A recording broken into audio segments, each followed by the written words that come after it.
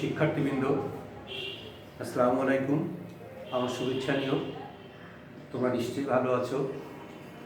আজকে আমাদের যে পূর্ববর্তী ক্লাস ছিল সেটিরই ধারাবাহিকতায় তৃতীয় এটি হচ্ছে যে আমরা পূর্ববর্তী ক্লাসগুলোতে আলোচনা করছিলাম যে মানুষের জীবনের যে মৌলিক অর্থনৈতিক যে তিনটি সমস্যা আছে, অর্থাৎ কি উৎপাদন করব, কিভাবে উৎপাদন করব এবং কার জন্য উৎপাদন করব।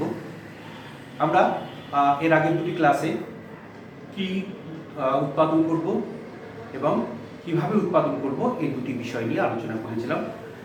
আর আজকে আমরা যে মৌলিক সমস্যার তৃতীয় যে পর্যায়, অর্থাৎ সবচেয়ে যে গুরুত্বপূর্ণ যে পর্যায় সেটি নিয়ে আলোচনা করব। এটা ছিল মূলত কাহার জন্য উৎপাদন করব, ফর হোম টু প্রডিউস। অর্থাৎ আমরা বলছিলাম যে একটি দেশের যে বর্তমানে যে নির্দিষ্ট পরিমাণ সম্পদ আছে সেই সম্পদকে ব্যবহার করে আমরা সিদ্ধান্ত নিই যে আমাদের সমাজে কি কি দ্রব্যের প্রয়োজন এবং কি পরিমাণে প্রয়োজন, সেই সিদ্ধান্ত নিয়ে আমরা উৎপাদন কার্যক্রম শুরু করি। তারপরে সিদ্ধান্ত নিই যে আমরা এই উৎপাদন করব কোন কৌশলে করব, শ্রমিক বেশি নাকি মূলধন কম, নাকি শ্রমিক কম মূলধন বেশি, অর্থাৎ কোন পদ্ধতিতে কোন কৌশলে উৎপাদন করব আমরা সিদ্ধান্ত নিই। সর্বশেষে উৎপাদন হলো এখন এই উৎপাদিত পণ্য কাদের জন্যে।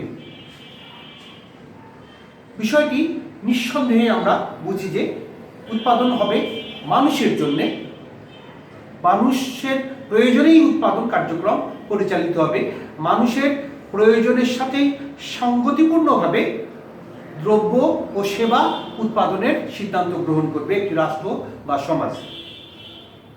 এখানে খুব গুরুত্বপূর্ণ একটি বিষয় লক্ষণীয় যে সারা পৃথিবীতে মানুষের আয়ের বিচার বিবেচনায়, বৃত্তের বিবেচনায়, দ্রব্য ক্রয়ের সামর্থ্যের বিচার বিবেচনায় পৃথিবীতে মানুষকে আমরা মোটামুটি দুটি শ্রেণীতে ভাগ করতে পারি। একটি হচ্ছে যে উচ্চবৃত্তীয় শ্রেণী, আরেকটি হচ্ছে নিম্নবৃত্তীয় শ্রেণী বা ধনিক শ্রেণী এবং দরিদ্র শ্রেণী। ধনিক শ্রেণী সাধারণত বিলাসজাত দ্রব্যের বা অধিক মূল্যবান দ্রব্যের চাহিদা করে, তাদের প্রয়োজনে বেশি মূল্যবান দ্রব্য দরকার পড়ে, বিলাসজাত দ্রব্যের দরকার পড়ে। আর দরিদ্র শ্রেণীর তাদের নিত্য প্রয়োজনীয় জীবন ধারণের জন্য ন্যূনতম যেসব দ্রব্যের এবং সেবার প্রয়োজন সেসব দ্রব্যের চাহিদা বোধ করে। আমি উদাহরণ হিসাবে যদি বিবেচনা করি, শিক্ষার্থী তোমাদের ভিতরে দুটি শিক্ষার্থী, একজন শার্ট পরেছে যেটির দাম 2000 টাকা, আর একজন যে শার্ট পরেছে সেটির দাম 200 অথবা 300 টাকা। দুটি শ্রেণী সমাজে অবস্থান পাশাপাশি, একজনের বেশি দামি পণ্যের প্রয়োজন, আর একটা তার আর্থিক সামর্থ্য স্বল্পতার কারণে কম দামি পণ্য সে ক্রয় করছে। এক্ষেত্রে রাষ্ট্র বিবেচনা করবে যে অধিক মূল্যবান দ্রব্য তথা ওই 2000 টাকার দ্রব্যের শার্ট বেশি পরিমাণ উৎপাদন করবে নাকি 200 টাকা মূল্যের শার্ট বেশি উৎপাদন করবে। এটা মূলত নির্ভর করবে একটি রাষ্ট্রের, একটি সমাজের যে রাজনৈতিক যে সিদ্ধান্ত, রাজনীতি সিদ্ধান্ত নিবে যে কোন শ্রেণীকে তারা তাদের লক্ষ্য হিসাবে বিবেচনা করবে, ধনিক শ্রেণী নাকি দরিদ্র শ্রেণী বা সাধারণ শ্রেণী, মধ্যবিত্ত না নিম্ন মধ্যবিত্ত, এই শ্রেণীকে তারা বিবেচনা করবে কিনা। যদি রাজনীতি সিদ্ধান্ত নেয় যে ধনিক শ্রেণী হচ্ছে তাদের নির্দিষ্ট লক্ষ্য, তাহলে দেশের উৎপাদন ব্যবস্থায় বিলাসজাত দ্রব্য বা অধিক মূল্যবান দ্রব্য বেশি উৎপাদন হবে। আর যদি সিদ্ধান্ত নেয় যে সেই দেশের সাধারণ যে জনশ্রেণী তাদের জন্যেই মূলত উৎপাদন কার্যক্রম পরিচালিত হবে বা উৎপাদনের লক্ষ্যই হবে দরিদ্র শ্রেণীর বা সাধারণ শ্রেণীর যে নিত্য প্রয়োজনীয় স্বল্প মূল্যের দ্রব্য বা যেসব দ্রব্য প্রাত্যহিক জীবনযাপনের জন্য খুব বেশি প্রয়োজন এবং তার মূল্য ক্রয় ক্ষমতার মধ্যে ওই শ্রেণীর জন্য যেসব দ্রব্যের দরকার ওই সব দ্রব্যই উৎপাদন করবে। আমাদের উদাহরণে যেটা বলছিলাম 200 টাকার শার্ট নাকি 2000 টাকার শার্ট।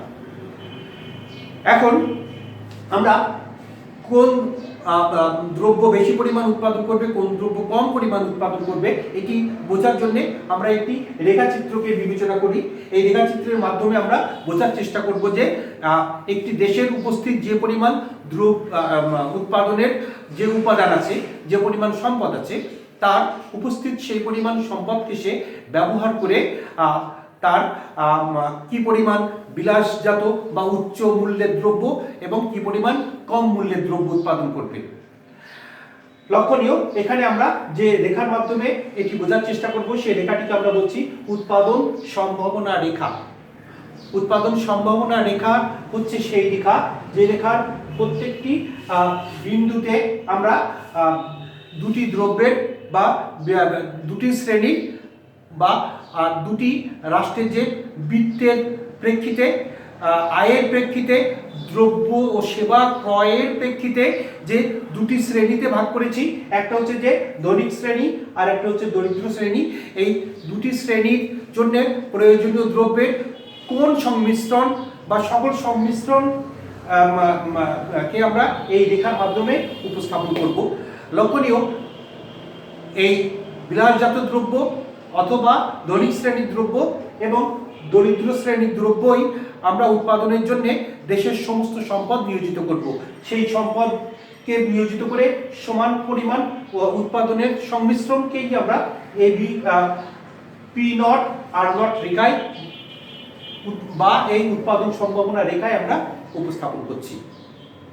আমরা এই চিত্রে OX অক্ষে আমরা ধনিক শ্রেণীর যে প্রয়োজনীয় দ্রব্য, ধনিক শ্রেণী যে দ্রব্যের চাহিদা করে সেই দ্রব্যকে আমরা গণনা করছি, বিবেচনা করছি। আর OY অক্ষে আমরা দরিদ্র শ্রেণী যে পরিমাণ যেসব দ্রব্যের চাহিদা করে, যেসব দ্রব্য প্রয়োজন সেই সব দ্রব্যকে আমরা গণনা করছি। আমরা প্রথমে বলেছিলাম P0 R0 হচ্ছে উৎপাদন সম্ভাবনা রেখা। এই রেখার উপরে A এবং B দুটি বিন্দু। A বিন্দুতে যে রাষ্ট্র, যে সমাজকে আমরা বিবেচনা করছি সেই সমাজের যে নির্দিষ্ট পরিমাণ উৎপাদনের যে উপাদান আছে সেটি নিয়োজিত করে এ বিন্দুতে যদি উৎপাদন সিদ্ধান্ত নেয়, অর্থাৎ দরিদ্র শ্রেণীর জন্য ও P1 পরিমাণ দ্রব্য উৎপাদন করবে এবং ধনিক শ্রেণীর জন্য ও R1 পরিমাণ দ্রব্য উৎপাদন করবে। আমরা এখানে একটি বিবেচনা করি এরকম, যদি এ বিন্দুতে উৎপাদনের সিদ্ধান্ত গ্রহণ করে কোনো রাষ্ট্র বা কোনো সমাজ, তাহলে এই বিন্দুতে আমরা দেখতে পাচ্ছি যে দরিদ্র শ্রেণীর জন্য ও P1 পরিমাণ দ্রব্য সিদ্ধান্ত নিবে এবং ধনিক শ্রেণীর জন্য ও R1 পরিমাণ দ্রব্য উৎপাদন করবে। লক্ষণীয়, আবার বলি যে এই দ্রব্য উৎপাদনের ক্ষেত্রে রাষ্ট্রে উপস্থিত যে পরিমাণ উৎপাদনের উপাদান আছে সেগুলি সবটুকু নিয়োজিত করে আমরা এই পরিমাণ দ্রব্য উৎপাদন করতে পারছি। দরিদ্র শ্রেণীর জন্য ও P1 পরিমাণ এবং ধনিক শ্রেণীর জন্য ও R1 পরিমাণ। আরেকটি লক্ষণীয় যে যদি উৎপাদনের সিদ্ধান্ত আমরা B বিন্দুতে নিই, তাহলে সেখানে দেখছি যে দরিদ্র শ্রেণীর জন্য ও P2 পরিমাণ এবং ধনিক শ্রেণীর জন্য ও R2 পরিমাণ দ্রব্যের সিদ্ধান্ত নিচ্ছি। B বিন্দুতে আমরা দরিদ্র শ্রেণীর জন্য ও P2 পরিমাণ এবং ধনিক শ্রেণীর জন্য ও R2 পরিমাণ দ্রব্য উৎপাদন করার সিদ্ধান্ত যে সংমিশ্রণ সেটি আমরা B বিন্দুতে আমরা কল্পনা করছি। এখন আমরা কোন বিন্দুতে উৎপাদনের সিদ্ধান্ত নেব? আরেকটি বিষয় আছে, এই রেখার যদি আমরা P0 বিন্দুতে যদি উৎপাদন করি, P0 বিন্দুতে, তাহলে রাষ্ট্রের উপস্থিত উৎপাদনের সকল উপাদান নিয়োজিত করে শুধুমাত্র দরিদ্র শ্রেণীর জন্যই আমরা দ্রব্য উৎপাদন করব। যদি সিদ্ধান্ত নিই R0 বিন্দুতে উৎপাদন করব, তাহলে সেটার অর্থ হবে যে দেশে উপস্থিত উৎপাদনের সকল উপাদান নিয়োজিত করে ধনিক শ্রেণীর জন্য যে পরিমাণ দ্রব্যের প্রয়োজন সেই দ্রব্যই আমরা উৎপাদন করব। অর্থাৎ এই ক্ষেত্রে এই বিদ্যুতের সিদ্ধান্ত নিলে ধনিক শ্রেণীর জন্য কোনো দ্রব্য উৎপাদন হবে না, আবার আর্বন বিদ্যুতে যদি উৎপাদনের সিদ্ধান্ত নিই তাহলে দরিদ্র শ্রেণীর জন্য কোনো দ্রব্যের উৎপাদন হবে না। কিন্তু বাস্তবতা হলো যে পৃথিবীর সব দেশেই মার্কিন যুক্তরাষ্ট্র থেকে শুরু করে Japan, German, Cambodia, Bangladesh, Bharat, Pakistan, পৃথিবীর সব দেশেই কিন্তু ধনী এবং দরিদ্র শ্রেণীর পাশাপাশি আছে। তো সেই বিবেচনায় আমাদেরকে সিদ্ধান্ত নিতে হবে যে আমাদের সমাজে বেশি পরিমাণ ধনিক শ্রেণীর প্রয়োজনীয় দ্রব্য উৎপাদন করব, নাকি কম পরিমাণ নাকি বেশি পরিমাণ দরিদ্র শ্রেণীর প্রয়োজনীয় দ্রব্য বা নিত্য প্রয়োজনীয় দ্রব্য বা ক্রয় ক্ষমতা অধিকাংশ জনশ্রেণীর ক্রয় ক্ষমতার সাথে সামঞ্জস্যপূর্ণ দ্রব্যগুলি উৎপাদন করব। যদি আমরা সিদ্ধান্ত নিই এ বিন্দুতে দ্রব্য উৎপাদন করব, তাহলে সেটার অর্থ হবে যে এদেশের যে আপামর সাধারণ জনশ্রেণী যাদের ক্রয় ক্ষমতা সীমিত, দরিদ্র শ্রেণী হিসেবে বা মধ্যবিত্ত শ্রেণী হিসেবে আমরা যদি গণনা করি, তাহলে সেটি হবে এ বিন্দুতে উৎপাদনের সিদ্ধান্ত, অর্থাৎ P1 পরিমাণ দরিদ্র শ্রেণীর জন্য উৎপাদন হবে।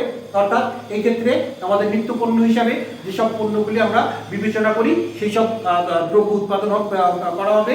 আর OR1 পরিমাণ অর্থাৎ কম পরিমাণ ধনিক শ্রেণীর জন্য দ্রব্য উৎপাদন করা হবে। অর্থাৎ বিলাসজাত দ্রব্য, অধিক মূল্যবান যেসব দ্রব্য সেই সব দ্রব্যগুলো OR1 পরিমাণ উৎপাদন হবে। আমি উদাহরণে যেটি বলেছিলাম যে 200 টাকার শার্ট এবং 2000 টাকার শার্ট কোনটি গ্রহণ করবে, কোনটি বেশি পরিমাণ উৎপাদন করা হবে। আমরা যদি 200 টাকার শার্ট যদি বেশি পরিমাণ উৎপাদনের সিদ্ধান্ত নিই এবং 2000 টাকার দামের শার্ট যদি কম পরিমাণ উৎপাদনের সিদ্ধান্ত নিই, সেটির সাথে সামঞ্জস্যপূর্ণ হয় এই বিন্দুতে উৎপাদনের সিদ্ধান্ত। ভাইস ভার্সা উল্টোভাবে যদি আমরা বি বিন্দুতে উৎপাদনের সিদ্ধান্ত গ্রহণ করি, সেক্ষেত্রে আমরা দেখতে পাচ্ছি যে দরিদ্র শ্রেণীর জন্য OP2 পরিমাণ দ্রব্য উৎপাদন করছি এবং ধনিক শ্রেণীর জন্য OR2 পরিমাণ, অর্থাৎ দরিদ্র শ্রেণীর জন্য যে পরিমাণ দ্রব্য সেবা উৎপাদন করছি তার চেয়ে বেশি পরিমাণ ধনিক শ্রেণীর জন্য দ্রব্য সেবা উৎপাদন করছি। অর্থাৎ কম দামে বা অধিকাংশ জনশ্রেণীর বা নিম্ন মধ্যবিত্ত বা দরিদ্র শ্রেণীর ক্রয় ক্ষমতার সাথে সামঞ্জস্যপূর্ণ দ্রব্য কম উৎপাদন করব, আর যাদের ক্রয় ক্ষমতা অনেক বেশি উচ্চবিত্তীয় ধনিক শ্রেণী তাদের জন্য অর্থাৎ বিলাসজাত দ্রব্য, দামি দ্রব্য উৎপাদন করব আমরা বেশি। এইটাই এই উৎপাদন সম্ভাবনা রেখা দিয়ে আমরা কাহার জন্য উৎপাদন করা হবে এটি সিদ্ধান্ত গ্রহণ করব। নিঃসন্দেহে আমি যেটা প্রথমেই বলেছিলাম যে এটি সিদ্ধান্ত নেবে একটি দেশের মূলত রাজনৈতিক মতদর্শের উপরেই এটি নির্ভর করবে। যদি পাশাপাশি দেশের যদি যারা মধ্যবিত্ত শ্রেণী তারা রাজনীতিকে যদি নিয়ন্ত্রণ করতে পারে, তাহলে তারা মধ্যবিত্ত শ্রেণী হিসেবে এই বিদ্যুৎ উৎপাদনের সিদ্ধান্ত গ্রহণ করতে রাষ্ট্রকে বাধ্য করবে। আর যদি তাদের বার্গেনিং পাওয়ার রাষ্ট্র পরিচালনায় যদি মধ্যবিত্ত শ্রেণীর যে দর কষাকষির ক্ষমতা যদি কম থাকে, তাহলে উৎপাদন কলা কৌশল চলে যাবে বি বিন্দুতে। এটাই আমাদের সর্বশেষ যে অর্থনীতিতে মৌলিক সমস্যার যে সর্বশেষ যেটি ছিল, অর্থাৎ কার জন্য উৎপাদন করা হবে, ফর হুম টু প্রডিউস, এটির ব্যাখ্যা। এ পর্যন্ত আজকে। আগামী ক্লাসে আমরা আলোচনা করব মাইক্রো ইকোনমিক্স এবং ম্যাক্রো ইকোনমিক্স বা ব্যষ্টিক অর্থনীতি এবং সমষ্টিক অর্থনীতি বলতে কি বোঝায় সেটি নিয়ে আলোচনা করব। তোমরা তোমাদের যে পাঠ্য বই তো নিশ্চয়ই কিনেছো, যদি নাও কিনে থাকো তাহলে কিনে ফেলো। সময়টা খুব ভালো যাচ্ছে না, তারপরেও পৃথিবী থেমে থাকবে না, আমাদের জীবনযাপনও থেমে থাকবে না, সেই হিসেবে আমাদেরকে আগাতে হবে। বইতে প্রথম অধ্যায়ে তোমরা পাবে ব্যষ্টিক অর্থনীতি এবং সমষ্টিক অর্থনীতি, এ দুটি একটু পড়ে এসো, আমরা আগামী ক্লাসে একটি আলোচনা করব। সে পর্যন্ত তোমরা ভালো থেকো, সুস্থ থেকো, আমার জন্য দোয়া করো, তোমাদের জন্য আমি দোয়া করি।